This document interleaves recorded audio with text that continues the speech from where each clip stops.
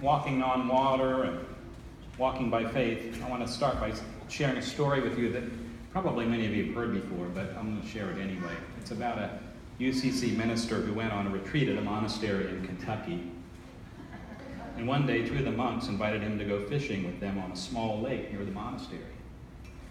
He was somewhat in awe of the monks, so he jumped at the chance to spend time with them. And after a while, one of the monks said he had to use the bathroom. So he got up, stepped out of the boat, walked across the lake to the shore, and did his business and walked back. Well, the UCC minister was in awe, of this. But the other monk barely seemed to notice, so he kept it to himself. After a while, the second monk had to go, and the same thing happened. He got up, stepped out of the boat, walked across the lake, went to the bathroom, and came back. Well, the UCC minister was stunned by the fact that their faith was so deep and so simple, they could accept such a miraculous event as normal. After a while, he really had to go too, but for a long time he held it because he didn't want to be embarrassed by his lack of faith in front of these holy people. Finally, he said a prayer to himself, got out of the boat, and promptly fell into the water. Politely, the monks said nothing.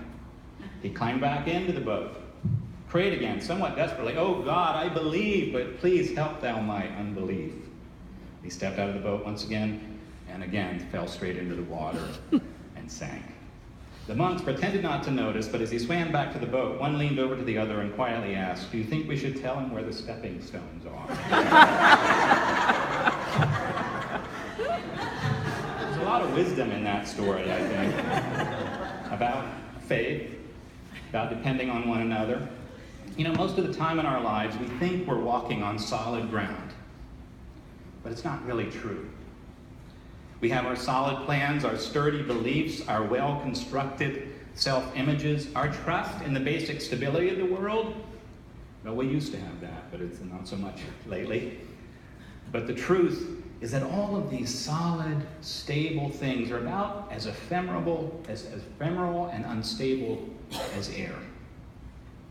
Once upon a time, people imagined that the world itself was created once and had remained more or less the same ever since. But now we understand even the ground we walk upon is a temporary thing. The solid granite of our mountains was once malleable and fluid, and the mountains themselves are flat as a pancake under the sea. Over time, the whole world changes, and sometimes our world changes in an instant. When our plans are unexpectedly subverted, the truth is revealed to us and the ground disappears beneath our feet. When disaster strikes, or disease is diagnosed, when a loved one is ripped from our lives, a relationship ends, or a child moves away from home. When the bottom falls out of the economy or just out of our own hearts, the terrifying truth is revealed to us and we suddenly see the depths below our feet, as if we're standing on glass mere tourists, suspended over the chasm of eternity. In moments like that, we know, all of a sudden we know we were walking on water the whole time. And just like that, just like Peter out walking on the stormy sea, we begin to sink beneath the weight of all our fears. Today's gospel story is powerful because all of us will have this disconcerting experience sooner or later. At some point, the illusion of the permanence of our lives and our world will be pierced, and we will either sink beneath the waves of doubt and fear or learn to walk on water.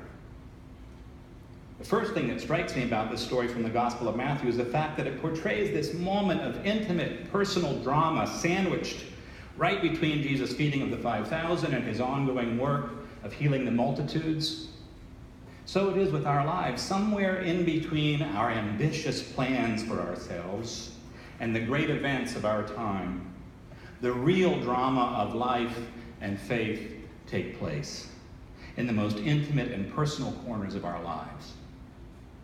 No one reports on this, and very few people speak about it, but every day while the world drones on about the latest breaking news, there are people all around us and all around the globe who get up to face their day with faith, courage, and love. My mother, for instance, who takes about an hour every day to dress herself, despite all her losses, and her arthritic pain, then comes out of her room to face the day with a spirit full of joy.